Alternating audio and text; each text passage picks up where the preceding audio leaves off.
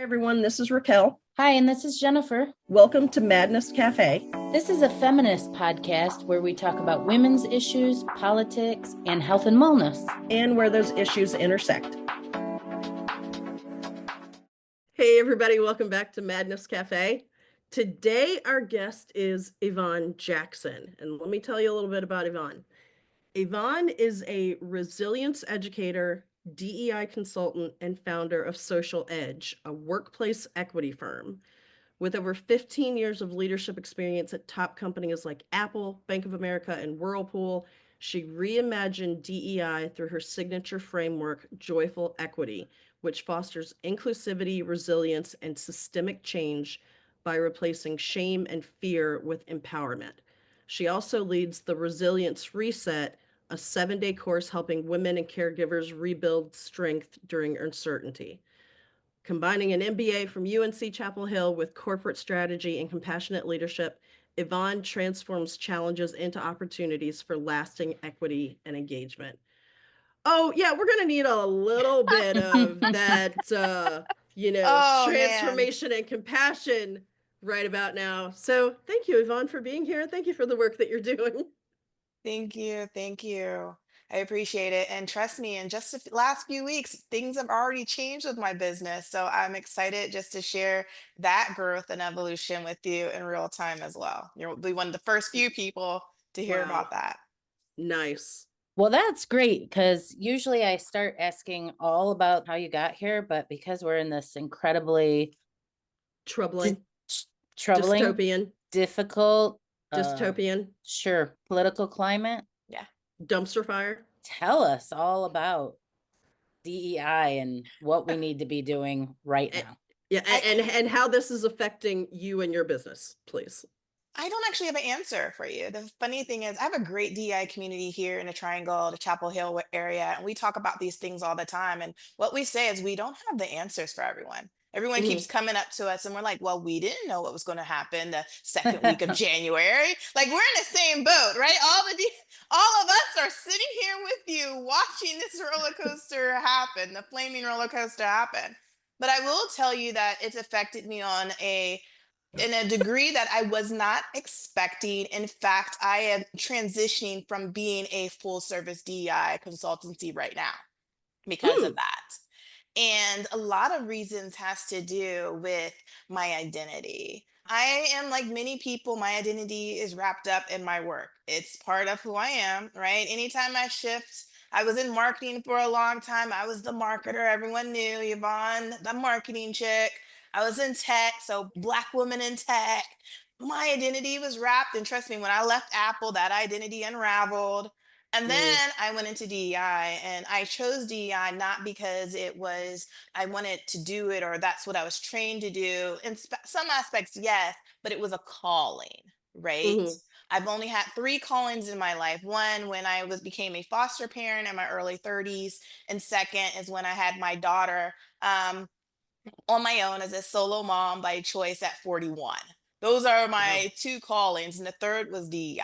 Then what happens this year? I wake up and DEI has a red target on its back. Yes, it does. Not even a target, it's being dismantled. It has been dismantled. Yeah. And with the sledgehammer.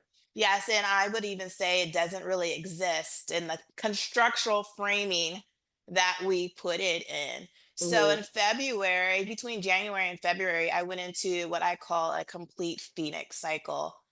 Some people might call it a crisis of identity or, I don't know, middle age, whatever it is. But for me, it was a huge phoenix cycle because that's what I'm known to do. I am a crash and burn evolutionist. But I wasn't expecting it because I'd gotten comfortable. And you would have thought I would have expected it, but I wasn't. So in January, it hit me hard. My identity started crumbling without even me realizing it. February, it crumbled more to the point where I was just full on anger. And at that point, in the middle of February, I took me and my daughter to Japan to get away from it. We left the country for a while. So that's where I was. And when I came back, I had to come to grips with how I could maintain my identity of being for equity. Hmm. Workplace equity is just part of who I am. It can't disappear. But at the same time, like all of us are having to figure out is how do I survive Hmm. emotionally, mentally, right? Financially. And this time around, I have a daughter, Hmm.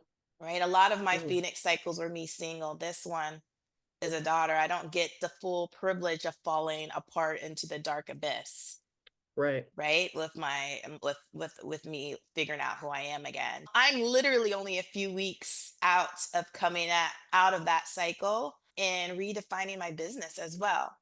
Given everything that's happening, and I know it's early in the process for you of making that change. Where are you now in that cycle? Like, what does that look like for your business? And what all were you thinking when you were going through this? Hey, I got to figure out how this is going to do to my business and how I approach it. I already know the signs of me when it comes to like mental health. My a therapist, psychiatrist, they will say that I'm too self-aware to the point that when I need help, they're always kind of looking at me a little bit like, do you really? And the answer is 100% yes. I'm burning slowly. You don't see the burn, right? So for one of the things that I notice I do is I start to feel depression, right? I start to feel depressed and then my body shuts down. I don't want to move. I don't want to get up. The only thing I can do is maybe get my daughter to daycare. And then when I come home, I fall apart. Mm, The issue though is my depression typically is not depression. What it actually is anger. Mm, My anger looks like depression. I feel mm, that. same, Right? So same. it shuts me down completely. But then I'm mad at myself because I'm depressed. You go through all these things. Turns out I'm not depressed at all. Hmm. I'm angry. That Right. was my first stage of realizing I'm angry. I am angry and I am angry. Right? I'm angry And at this. again, you're angry. I'm angry. Mad at the system. I'm mad at, I've worked so hard. I'm going into my third year of my business, right? This is when you start to be like, oh, look, I made it. I kind of made it, right? I haven't had to go back to the W-2. And then I felt like it was just snatched away from me, Hmm. from people who did not know me, did not see me, and who don't care about me. And then the other piece of it, I think, had to do what I saw within myself was I no longer I no longer wanted to do my job. When I Mm, say do Mm, my job, it was more so I no longer wanted to do sales or business development for my job.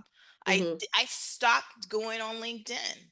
I Hmm. was not posting for the algorithm. I did not care. I had nothing to give. I was not sending email follow-ups. I was doing nothing to move my business forward at Hmm. all because why? Right? Right. Who am I helping? Do they even care that I'm helping them? There was just a lot of that. At first, I went, you know what? Let the world burn. That was my first response is, you know what? And you saw a lot of Black women saying, we're not in this, right? We're not in this anymore. I'm out. So like, I was just like, even in my DI community, I was the one like, oh, I already know how to get to Lisbon, Portugal with my visa. Like I had already did the You're like, research. I'm out. Oh, I had it all. Everyone's. Oh yeah, I know all the details. I know how to get my digital nomad visa. What? I had already like had appointments with a property management company to rent out my house. Like when Wow. I say I was like, Yeah, I'm you were ready to skip. out. And then I had the nerve to have a digital nomad cousin who was not helping the situation, right? Saying, leave the country, leave the country. Leave. He subliminally and loudly. Honestly, I left the country.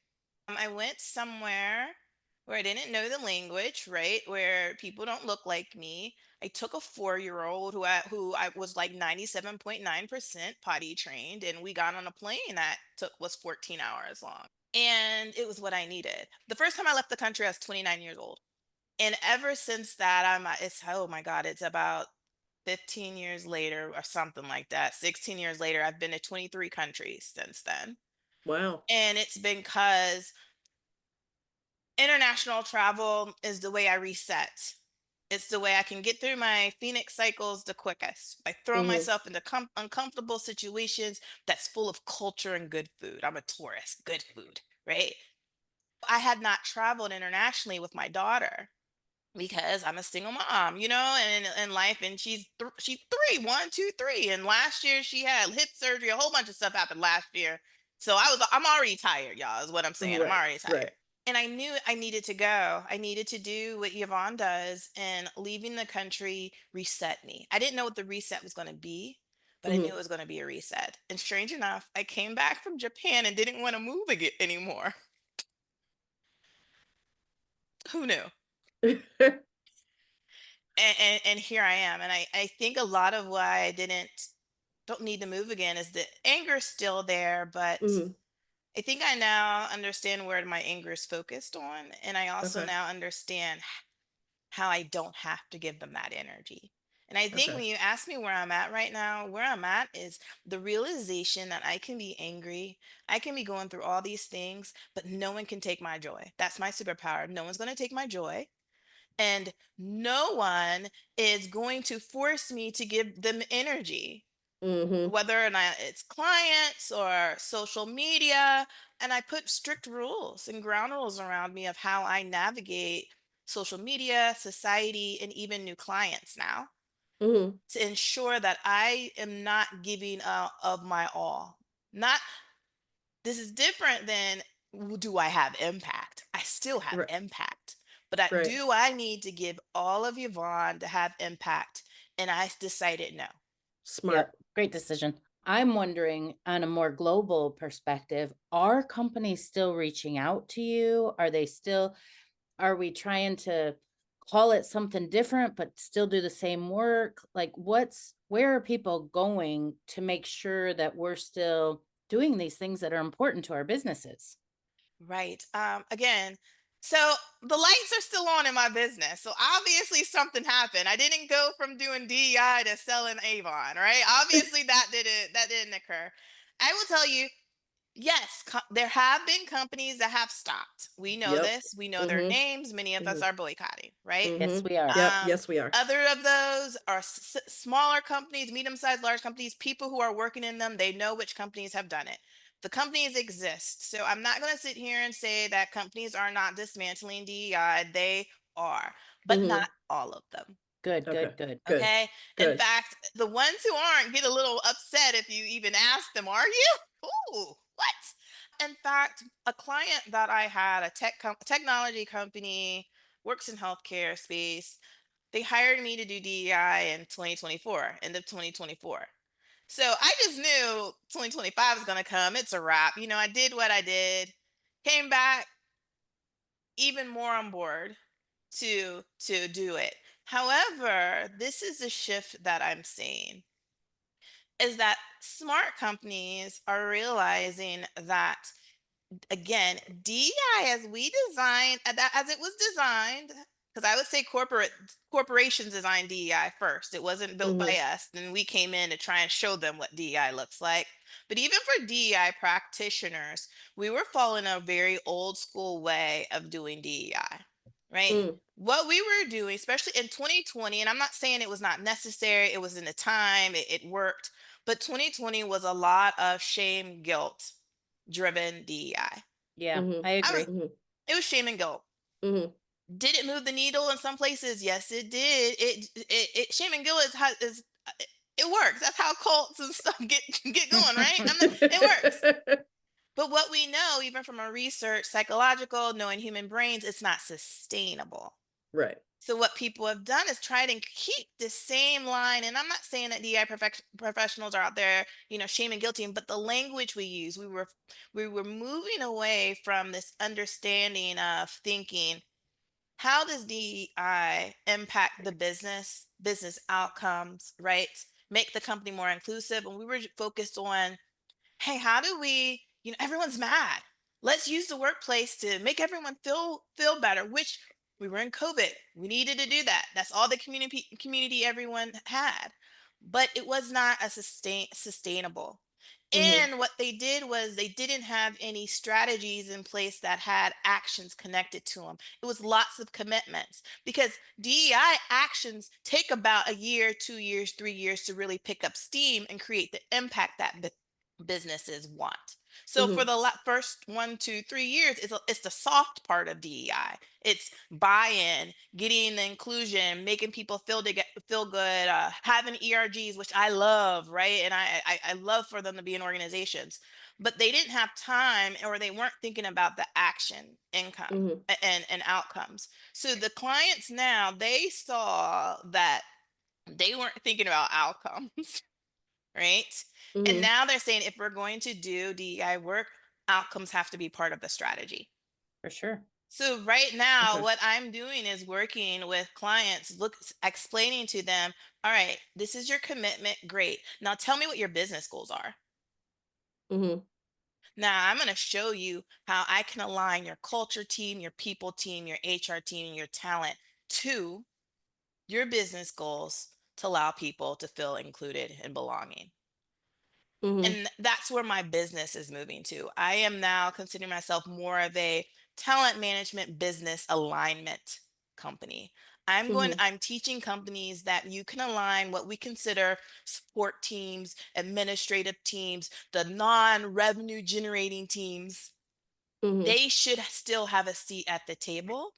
But what Mhm. happens is those who work in those roles of DEI, people, HR, they've never really had to operationalize Mm-hmm. things, right? Mhm. That, Mhm. or that program management arm. Even in Apple, when the HR team, people team was still in all the operations team members, because they were Mhm. like, we're missing this link. We need people who can operationalize just as much as be within there with the people, right? Yeah. Mhm. And so what I'm teaching people to do is to operationalize their commitments Mhm. and align it with their business goals. And when you talk that way, when you have that language, leaders suddenly are like, okay, let's do it. Okay, There's- but so what does that look like in application? Like yeah. if I'm the manager of a section of a corporation, that sounds great. What does it look like in real life? Yeah, so it's interesting. So I'm launching this guidebook. We're literally, I just designed it over the last week, and I call it "Say This, Say That."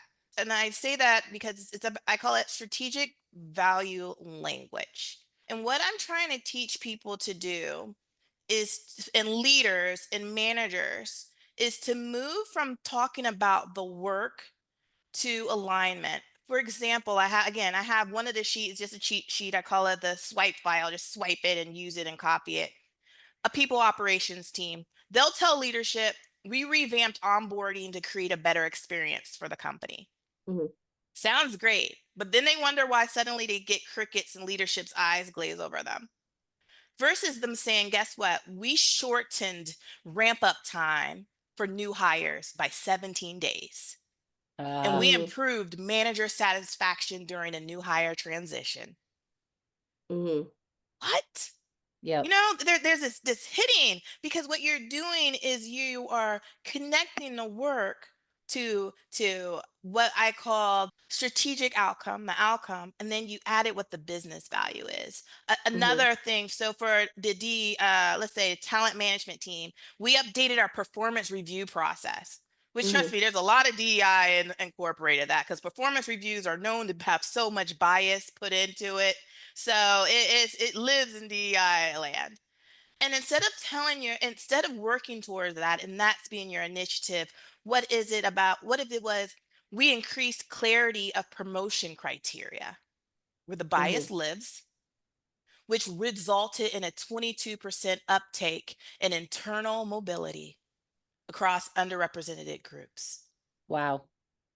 That's powerful. Look, Mhm. see that Mhm. shift? Mhm. Yeah, Mhm. that's powerful language. And that language is connected to a goal, right? If we back Mhm. up that language, if this team is able to come into that room with leadership and say that they had a goal at the beginning, and their goal was, you know what, we're going to figure out how to ensure that the promotion criteria works, which is still DEI aligned, it's still people aligned, it's still talent aligned, but we're going to push ourselves to know the numbers first and also make sure we have some outcome, right? And that it's a goal that helps the employees. I've seen the satisfaction surveys. They're asking for career pathways Yep. Mhm. up. They're not asking for pizza parties. Yeah, yeah. They want I promotion and money. promotions, better benefits, more Recognition. money, Yes, yes. recognition. Don't work me like a dog, treat me like a human. And get this, by just looking at it through the business outcome lens, you're giving people the inclusion and the belonging, and you're setting up an organization that can actually have diversity come in. Because Mhm. I come from a household that's like, we like, don't let people into your dirty house. You know what I mean? That's what when I go into clients, I be like, oh no, the first thing is not go hire people. Your house is dirty. Right? Oh, So that Yeah. makes so much right, sense. your house is dirty. So let's focus. So for that example, let's focus on internal mobility, that career Mhm. pathway up. And then once you have that, and the people who are from diverse backgrounds are feeling that, then you can go out and now you've created an environment that allows for diversity to grow even further. Mm, You know, mhm, mhm. so So work on the culture before working on bringing more and people in. Or the and outcome. and I honestly, I would say Mhm, work on the equity, because all these things are equity things. When I say increase clarity of promotion criteria, that's equity. Yeah. mhm, Promotion criteria, because what do? We hire our friends. We hire, mhm, if we only work in tech and we only went to two schools, we only hire these people. I work in a triangle. Folks only hire you if you went to UNC or Duke, right? mhm, Maybe mhm, North Carolina State, right? There's only, but if we look at the equity lens, when we look at programming, we're going to go, is that equitable? mhm, Equity leads to inclusion, belonging, which shifts the culture and allows diversity to thrive. That's how I am looking at it. mhm, Because what I feel, and this is just me, I'm not saying all DEI practitioners or people have to do this. We all have a different path to make the world a better place. But mhm, my background is marketing, which is about knowing the people and how influence is made, right? I know mhm, how to mhm, manipulate folks, right? I worked in technology at the largest program management operations company there is, Apple. They taught me how to run a program. They taught me operations. I worked on the team. They call it business process reengineering. Let's mhm, just say that's where Tim Cook and all his friends send the fire projects, the projects that are on fire, and mm, we have to fix it. Which meant I mhm, ended up even being on the COVID response team when that happened, because that was a fire, right? That mhm, almost took me out. Part of why I had to leave. I worked in companies that figured out. So I learned program management, operations. Then I got to DEI and I learned all this. So now for me, when you talk about where I'm at, now it's bringing all these pieces together to show people how to gain influence in the workplace, but do it through systems and processes and mhm, operations. mhm, Yeah. And it's going to require an upskill, I believe, for a lot of people who work in DEI, because they before they may have not have came from a very technology data analytic background. I'm not saying all nowadays folks are, they know their stuff, right? But mhm, many have transitioned from roles that did not have that focus. So what I'm saying is, if this industry is going to survive, we're going to have to upskill, and we're going to have to learn that strategic value language. Yeah. mhm. We're going to have to learn it. And I've literally been working on this all week because I had to get it on paper, because I was like, I Right. can't do this anymore. The MBA in me was like, nope, let's get back to business. It makes a lot of sense what you're saying, because from the other side, or we'll just say the Republican side, they're saying in some ways DEI isn't fair. But Mhm. if you're talking about outcomes and you're looking at equity, then it is nothing but fair, It's the right? bottom line. It's the bottom line. But I can see how for some people the language might have been confusing before. Mhm. This language is very clear because it's bottom line driven. It makes sense to me from an organizational perspective. I guess my one big question is, in order to be successful, because that's what we want, do we have to remove diversity, equity, inclusion from workplace and No. rename it to more No. powerful language? Right. No. Yeah. Like, do we need to use code words? Oh no, I'm not using a code word for anything. Okay. And so for me, I have a client, they're a life coaching organization. You may have heard of Martha Beck. She's Oh yeah. Oh, yeah. yes. So I am their DEI director. Oh, very cool. So yeah, so I came in about 2 years ago and we have created a whole EDI, DEI curriculum that weaves now through her life coaching program. People who are getting ICF certified now have to learn about equity, diversity, and inclusion to do so, right? Good.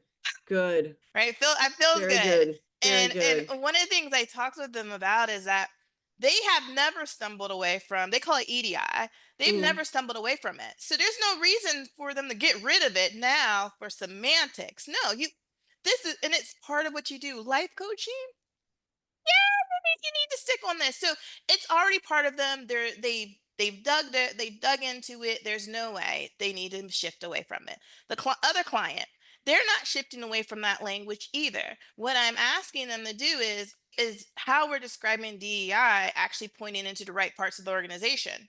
Mhm. Are we actually giving culture all the fluffy stuff, right?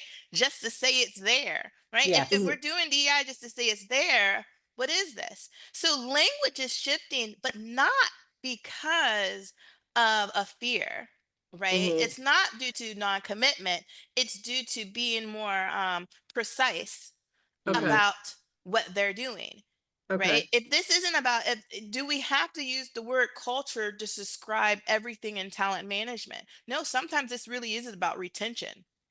But Mhm. guess what? Culture impacts that, right? What I want people to do is decouple everything. Okay.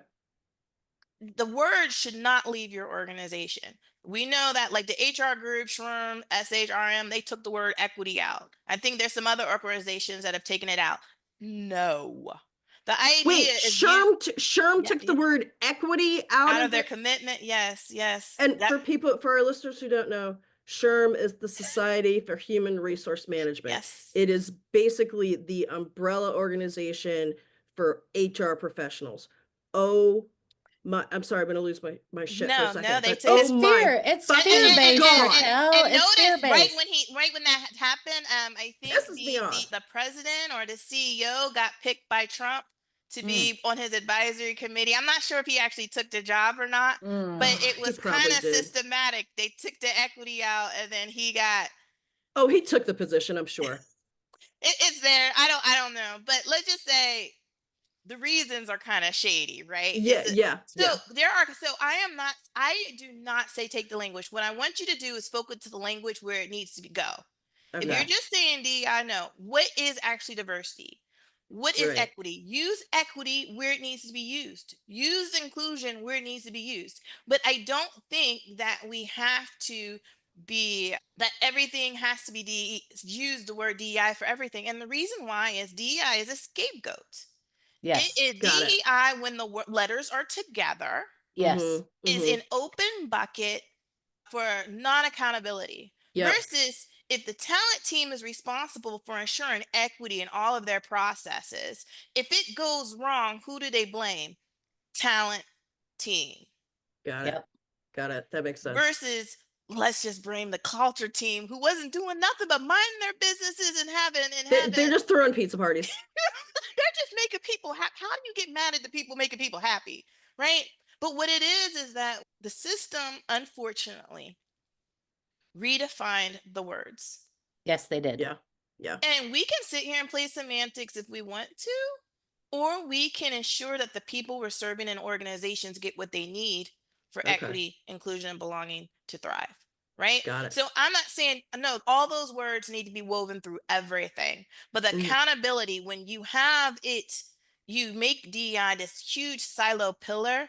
It allows people every time something goes bad. Y'all ran out of toilet paper. So operations team ran out of toilet paper. Guess what? It is the DEI team. Yep. DEI messed up. That's why we're out of toilet paper. No, So- I think this was real even before this administration took over. Yeah. I think that was already happening in organizations. Yes. We just throw them under the bus for everything. I want Every, everyone to be accountable now. Jennifer, this is where how you know a company is doing it right. When the language, again, strategic value language. And if this is funny, I was already talking this language, and then I would go into meetings with clients, and they were using this language. So this isn't language that they're getting from their DEI folks. This is leadership language. Okay. When they say, and they may not use exact words, we need to figure out how to embed equity, diversity, inclusion through our entire business operations. Okay. And there's so many different ways of saying we need to figure out how to embed equity into the DNA and fabric of our business.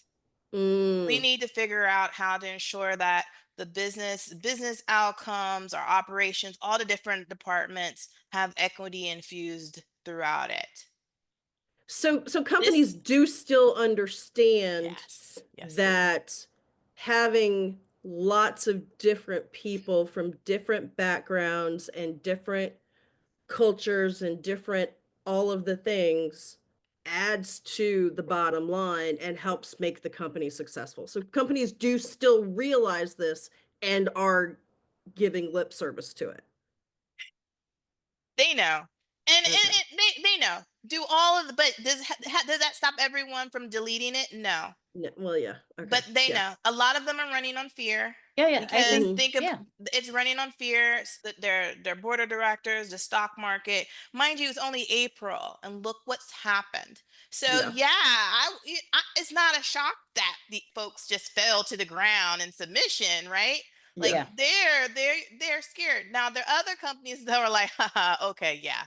But they know that to give their stockholders what they want, they have to be smart, and inclusion, diversity, equity is smart business. It's smart business. So they are continuing to do it. I've talked to so many people to, like you said, they go into new roles and they're asking, so are we still doing this? And leadership goes, yeah. Right. They're like, yeah. So those who aren't being swayed, whose commitment were true, some of the commitments that happened in the last 5 years were true. They're holding on to it. I know people who are working in companies right now whose the commitment's there, but many of them have thrown them away. And I feel that long term, that is going to be the downfall of those companies. And so I'm just gonna, again, I'm waiting around. This is where I sat around. I'm like, let me just watch this as it burns. When I say I'm gonna watch as it burns, I'm not meaning everybody burn. I'm watching those who dropped it. I'm gonna sit in the back, drinking my tea or my margarita, whatever I feel like that day, and I'm gonna wait for y'all to start spiraling, Fall right? apart. Right, which leaves room for those who are doing it. This is a long-term strategy game. Yep. Okay. If Yeah. companies lean into it, even if they get a little quieter, a little bit more cautious, if they stick to this long term. And also, this is why maybe I'm just a conspiracy theorist and I see things around every single corner. But think about media right now. Has media gone all white? No, they have not. Has Well, depends on movies? what channel Yeah, you're I talking know, but about. channel. We're not talking about the news channels. Has the movies that have been going suddenly gone more diverse? I just walked by Carter's and Osh Bagosh, whatever they called the other day. Pictures all in the window of diverse babies, right? Yeah. Of all kinds of ethnicity, right? I was in Sally's Beauty. And there's posters all over the place. The movies that are Money talks. launching. Yeah. There's a disconnect here. Yeah. And this is where we want to talk about us people selling truth and lies, right? Yeah. The reality is that folks know this is good business, because these optics ain't changing. So if it really was a full society of people that wanted to be fully homogenous, why am I still seeing more of me in things? Right? And I'm not saying I was in marketing. So I know there's manipulation at play and influence, but why is it at play? Because it makes money. Look at the boycotts. Yeah. They've Right? done well. They've Yeah. done They've really done well. Really well. well. They've done So- well. The last time I was in Costco, it was exploding with people. You Mhm. couldn't even get around the store because everyone is shopping there. Yeah, people jump. You go. They're all waiting in line to get their membership. That's right. Right. That's right. And Mhm. and even Because now, those are our values in the United States of America. Those are our values, yeah, whether we some people want to value say it or people, not. We do. We which is why do. we're in the state that we're in, right? Because it's those values. But it's like the last ditch effort to try and squash those values. And we're going to see what happens. There is going to be some burning. Yeah, there is. Mhm. It is, but there's still. It's about now. Again, where I'm at right now is how much energy I give. Mhm. So I no Smart. longer spend a lot of business development like I thought I was going to be doing with my business, pushing, calling CEOs on LinkedIn. Because guess what? LinkedIn is kind of a dumpster right now. It's triggering. A lot of things are happening. You go Mm. on there, you can be just as triggered if you were on Fox or the regular Oh, news, wow. right? It's kind of the wild, wild west. So a lot of it is I'm only going to attract and speak to people who have my values. And if that means that I don't have an agency that brings in 30 clients a year, we just won't have a agency that brings those amount of clients in for now. In this space of 2025, I'm literally like I told the last client I brought on, I said, I need to know if you're coming on because I'm putting a limit to the type of clients I bring in. There's Mm. a limit. There's gonna be a limit because I want to still, in the midst of this chaos, enjoy my daughter. Like you wrote about in my bio, I created. Mm. It's called the 7-day resilience reset. Right. Who knew I was going to need it myself? And and it's like email for 7 days you get this email of like this 5 minute pause moment, something Mhm. you can do to reset your resilience, right? And it varies. One of them is the resilience reset playlist, and I Mhm. created one on Spotify. It's songs that I was listening to it move earlier. me, right? It moves me, Yeah. right? And trust me, in the last few weeks, on days where I didn't want to get up because my depression looks like anger and makes me just sit in the thing, I played my resilience reset. Mm. And suddenly I'm bouncing a little bit. Or I have a few more minutes of patience for my daughter. Mhm. So it's about right now, I am focusing on companies that know who have my values. They haven't quit it, but they want to do good business and they want the language for it and they want to be able to train their teams to do it. And Mhm. at the same time, I'm going to build my business. I call it like a cozy bookstore. I'm gonna come. I right now for 2025, 2026. So this is gonna take a little bit. I know we're gonna be in this fire for a little bit. I want my business to feel like a cozy bookstore, right? Where I Nice. get to pick and choose the book off the shelf. Sometimes sit in the corner in front of a fire, I love the bookstores that have the full bar. That's really my jam too, right? Like I'm gonna run my business like a cozy bookstore, attracting the companies that match up to my values, see this lens, want to tap into it because this is the long term game. They hear me and they go, "This is long term strategy. This is long term." Mhm. And then every so often, I'm going to leave the country Good plan. Yeah. and Yeah. come You, back. you, you got to take time for yourself for Yeah, sure. Well, yeah, that is what the Republicans did so well, was having a long-term strategy. And I don't think that we have looked at it the same way. We Mhm. have done a lot of short-term, performative. Maybe you're right. Maybe it's what was needed. We did need to set the mood. We did need to make people feel good yes, because there was a yes. lot of bad I feelings have no going on, regrets over how Mhm. angry. right? Like we did need to do some of that, but we didn't Yeah. really have a long-term focus. And No, not now at we're all. and now we're getting more, we're seeing the vision. Yeah, yeah, it's a Mm. And the vision. more people see the vision, well, it's just what we're creating. We'll Yes. create that vision. And Mhm. like I said, all the DI folks in our circle of HR people were kind of all somehow overlapping. We said we didn't know this was happening either, right? So a lot of us are just now coming out of that spiral to go into creation mode, Yeah. Mhm. right? Mhm. And a bunch of powerful creators. Yes, Oh yes. yeah. So in this rest, yes, I'm resting. Yes, I'm watching it burn, but rest is not doing nothing. Especially for certain personalities. My rest has a lot of action involved. I don't It just happens to have lots of action involved. But like rest isn't always sitting still for 12 months. You Mhm. right? Rest is Mhm. sometimes here for a week, 2 weeks. Let me disappear and run away for a month, come back. right? And then my creative mode, right? That's what Yep. happened. I came back and literally I was back from Japan and within 2 weeks I had a client. And I shouldn't Mhm. have, right? We're in the midst of what, targets on our back, right? But Mhm. because I was able to reset, my language changed. Yeah. The way I spoke to him changed. And it matched up to where his business had evolved over the last few weeks. It just matched, right? Yep. And if I Right. had not taken that pause, I would not have been able to change again, my strategic value language would not have changed to match up with his. And a lot of those businesses are reeling too. They didn't know it was gonna happen either. No, You know, Or at least not this quickly. they were no, Jesus. that no, cruising they along with didn't. their programs. They were feeling pretty good about it. They didn't know that this was gonna be like, what did President Trump do the other day? He said he wasn't gonna talk to journalists who have their pronouns on their profile, like you and I Yeah. have, Raquel. Yeah. Yes. Yeah. He's Yeah. not gonna Like, even answer their questions. Yeah. I mean, So what are you supposed to do with that? Like, right. when people be like, what you need to fight, what you want me to fight against? I can't fight against someone who says they're not going to Right. talk to So Who me. I says gotta take stupid my shit like that? so I gotta take my pronouns off of my profile if I want to play the game.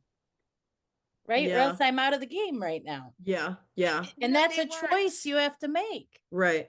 Right. Nobody was ready. This was quick. What did they say? They said the Nazis took longer than it took us Yeah. to break Yeah. their system, and theirs was like 75 days. Ours was like 40. It was something like that, right? Like Mhm. this was quick. People were Yeah. only in April, and for those, I tell for everyone who's right now in the space where I was and I'm still in, because trust me, I'm still in the. You know that meme of the person sitting in the fire, the little Oh dog. yeah, the little dog. It's fine. It's fine. Oh, It's fine. I'm It's still fine. sitting in that little fire. Flames. Flames. Yeah. I'm trust me when I say I'm still sitting in the midst of that fire. But in the midst of that, my mind's still working and it's creating. Yep. Okay. And what came out of it, look, out of all that came this say this, not that guide, right? Where I was Mhm. able to just write that, come up, pull it up off my screen and share it with you that Mhm. easily. This Mhm. guide this wouldn't even existed if I had not gone through that fire, right? Right. So creation, it's time to create. I agree. So as people come out of their fear spiral, as they start to disengage a bit from social media, or allowing at least not social media not to take over themselves, as Mhm. we get breathing room, start creating, even if Right. it's just Because there's got to be journaling, something to fill the writing, void. and Something's got to fill the void. As things crumble, Something new has to be put there. what's emerging in place of it? We cannot let the same thing emerge that was there Right. before. Right. yes, Right. what are we going Right. to replace it with? And I get Right. Yes. pushback on that. People have pushed Yeah. back at me, even people even in my field, where I say, okay, if everything comes down, what are we building to put in its place? Yes, Yeah. that's imperative right now. Yeah. And so I'm building for that. Like, half the time, what did they say? Anything happening right now, ain't nothing we can do. It was put in place, right? This whole thing was already put in place 10, 20, 30, hundreds of years ago. Yeah. Yeah. So For what sure. I'm trying to do is be 1, 2 generations forward a little bit. And Mhm. the reason Mhm. why that happened, that kind of mind shift happened, is because I'm 40. I'll be 46 next month with a 4-year-old. Mm. So it's no longer about my generation, because I lived a great life. I did a lot. Like, I lived my life. It was sometimes it was a cluster, it was cluster F over there. Sometimes it was amazing. Other times I was gallivanting. Like, I've done all my things. My daughter's only 4. That's Yeah. right. So I Yeah. actually have to think a generation ahead or two Mhm. to get in front of what she's going to have to deal with when Right. she's, turns 2021. So creation, but future. Now, it does not mean Mhm. that the activists, people who are doing things right now, are needed. We need all of those pieces, all the people in play. But if you're a creator, Mhm. I will tell people, if you are a creator, create. Don't Mhm. feel that you have to be in fight mode right now. It might not be where you're supposed to be. You may need to be going into creator mode, which now creator mode is more than just the arts and the Yeah. music, right? Because technology has given us all these extra things. There's Mhm. different ways to be creators and artists.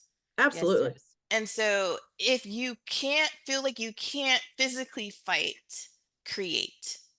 Right. And Mm, for me, I know I have a limit to how much I can physically fight because I've gone through a lot in my life. I was raised in a cult. I have a whole bunch of issues. So like my mental health, like I gotta always keep it, I have to be more careful. right.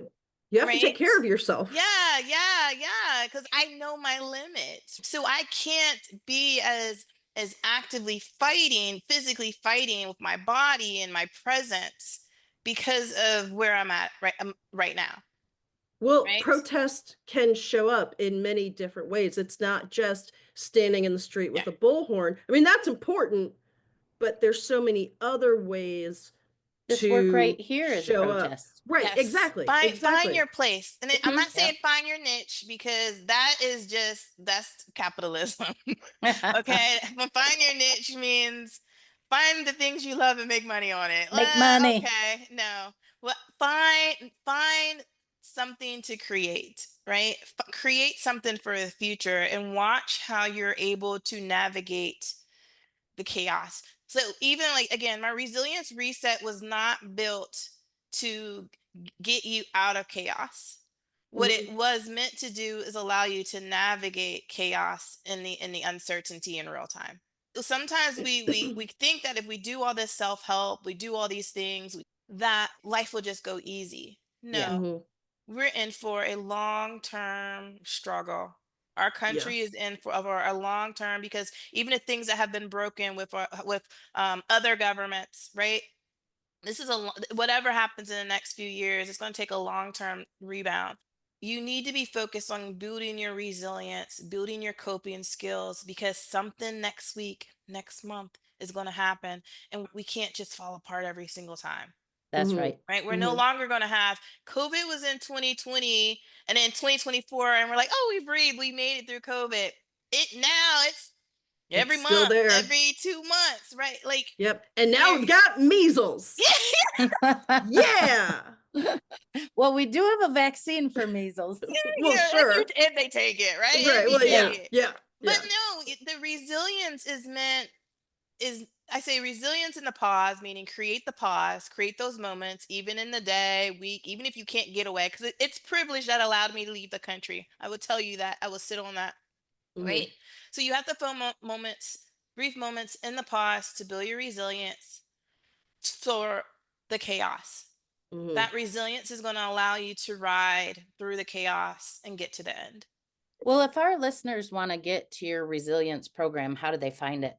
You can go to my name, YvonneJackson.com, YVONNE Jackson.com. That is the one where I just kind of put my random thoughts out there and resilience reset sits for people who want to know more about how I'm aligning businesses from Mhm. from a talent, people, DEI, culture, all the different ways to operations. It's Social Edge. Social EDG. There's no E at the end. SocialEDG.com. But honestly, Yvonne Jackson on LinkedIn, and all you gotta look for the face that's smiling like this. You'll see it. So Yvonne Jackson at LinkedIn is your best bet. Okay. And Find me. all of that will be in our show notes. Yep. This was a great conversation. Mhm. Thank you. Mhm. I'm glad these conversations have been.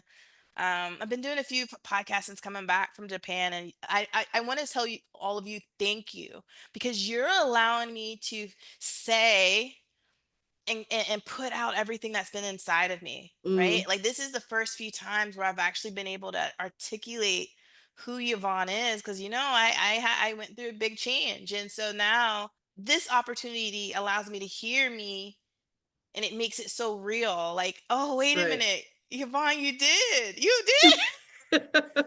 shift, and you came out the other side, and you're still Yeah. wandering a little bit through in the sand, but like It's all right. it's all right, right? So thank you for allowing me the space to articulate what's literally been holding in, because this allows me to get anger out. The more you talk, the anger can dissipate, and the more I can take in stuff that's going to keep me in creator mode. Thank you for coming on and talking about all this and for doing the work, right? And for taking the Thank you. time to reconfigure things to still be able to function in this oh so changing landscape that we live in right now. It's a lot. It's a lot. It's a Trust- lot. Grace, grace. We just give Yeah, each other grace. That's all I can say is grace just and breathe. woosah. Woosah, woosah. Just breathe, everybody. Oh, yeah, Yes. a lot of that. Well, Yvonne, we wish you all the best with where your business is going and how you're making the shift. I So appreciate you. Thank you. Thank Bye. thank you. you. Bye. Bye. Ready to recap? Yeah.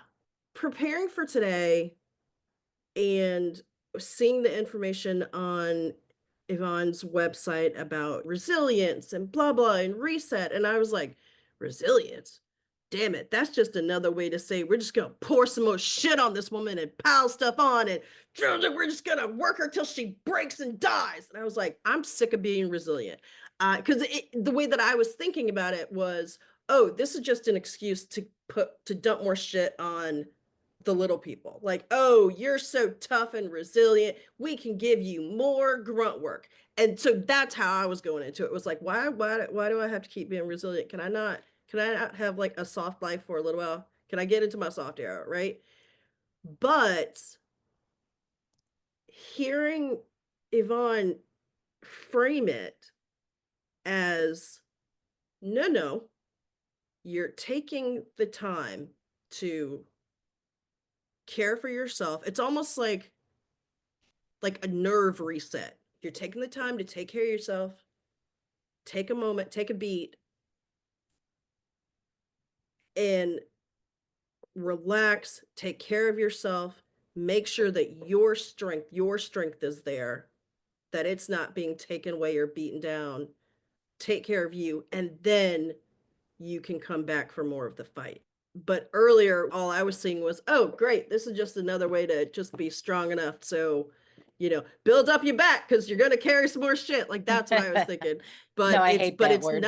But it's not that. It's care for yourself. Like what we've been talking about for so long of it's a marathon, not a sprint. Take rest when you need it. Yeah. But come out the other end with some renewed, whether it's a different idea or renewed excitement or verve or however you want to think about it. Yeah. What about you? I have so many thoughts swirling in my mind, and it's probably because I started work again last week. Yeah. And I do training and development. So I'm the people person that we're Mhm. talking about. I've run DEI groups, etc. And it was one of my big questions coming in. Has this company, in my absence, and especially because of the political climate, have we ditched our DEI efforts? I'm happy to say we have not. Good. Also, as Yvonne was talking, I was visioning this idea of equity in our practices. I haven't really thought about it that way before. And I was thinking, how do we make sure that the language is there, the practice is there, the systems are there, that equity is in? Because I agree with what she said. So yeah, on that whole level, I got really excited, like, oh, I can see how I can bring this into work. But then when she was talking about running her business like a cozy bookstore, a bookstore is like my favorite place to be. Yep, same. Yesterday, I was out shopping with my youngest daughter, getting her ready. She's going to Costa Rica, and she needed to get new glasses. And Warby Parker was like a zoo. It was Saturday. We shouldn't have gone in on a Saturday. The music was real loud. My daughter's very sensitive to too much external stimuli. We've gotten really good at recognizing these things. She does not do well with too many people and too much. And we had planned on going to the restaurant next door, which also had loud music. And I said, you know what? Let's go to the bookstore. Let's go to the bookstore instead. We had passed it on the way. It's Schuler Books. It's a local in Michigan. They have 4 locations. There's one where I live, but there's one where she goes to school. We hadn't been there before. The minute we walked into that bookstore, we were like, because it's just, bookstores are the best. Yeah, they are. So anyone who runs their business like a bookstore, I want to be at that business. I want to Exactly. be there. I want to be there and only there. Yeah. That's an experience that is calming and nervous system resetting, and you can learn all kinds of things because books are at your fingertips, right? Mm-hmm. There's Mm-hmm. not, the one thing I said in that bookstore yesterday, there's not enough time to read every book in here. Yeah. There's not enough time. I love the conversation. It isn't exactly what I thought was going to happen today either. And I love Mm-hmm. that when that happens. Mm-hmm. Mm-hmm. Whole new, bright, joyful perspective Mm-hmm. on where we can go in this movement for equity. That's all Well, it is a movement for equity. it's hopeful Hopeful. and practical because no, Yvonne didn't give like actual specifics about how her business is going to do things because, hello, trade secrets, we don't want to take business away from Yvonne. But the idea of, yeah, cleaning your house before people come in, like making sure that it's not just lip service and some words thrown on the website, that this idea of equity and inclusion, that it's, I think she said that it's in the DNA of the Yes. organization, right? Like, get your house right before you start trying to get people to come over. Yeah. And be honest. If you have Mm-hmm. some, I'm sure every organization has some areas where we're just not doing it in the Mm-hmm. best way possible. Mm-hmm. No problem. Like, Yeah, be it can be honest. fixed. Look Yeah, at that and yeah, address it. exactly. Yeah. Literally look at what's going on, be honest with yourselves, and then go, oh, okay, we can do something about this. Yeah. There you go. I also think resilience is not my favorite word in the dictionary. My mom used to say kids are resilient, and I would feel that same thing. I'd be like, why do we have to be so resilient? Why do I have to do this again? And at the other point, as a mother, we hope to instill some resilience in our kids so they don't just crumble. Right. Right. Resilience it can be used as a weapon, but it can also be used as finding some inner strength, something to fall back onto in your time of need. And so I think it would be really amazing to do her resilience. What did she call it? Resilience challenge? Reset. Oh, reset. Resilience reset. Yeah. Yeah. I think that I invite all listeners to give that a try because we could use it because the shit hits the fan every single day around here. Yep. Yep. All the time. All the time. Yeah. But I mean, it's important to know how to handle when the shit hits the fan and how to take time for yourself so that you can bounce back. Not just like, oh, I got hit and then I bounce back up. It's not like what were those things that we played? Weeble wobbles. Weeble wobbles. It's not just like, oh, you get hit and then you just bounce right back up. Nope. Take some time, weeble wobble, sit down for a minute. Weeble wobble, but you're allowed to fall down. Yeah, and then you can pop back up. But take a minute, stay down for a minute, then you can pop back up. In looking at all this and redefining everything, redefine the word resilience. Exactly. That's what I heard today. I heard that today. And also, I'm not taking my she, her off because I don't expect. I'm not either.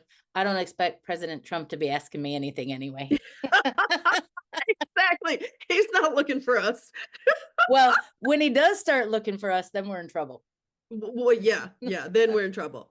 Even then, I don't know if I'm taking she, her off my name thing. I mean, we're in deep. Yeah. I might just dig in and just be stubborn and be like, all right, here we go. Handmaid's Tale. Oh, God. Oh, shit. Bye, Rika. Bye, Jennifer.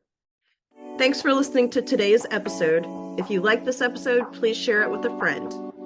Or you could leave us a comment and a 5-star review, or email us at madnesscafepodcast@gmail.com. Thanks, everybody.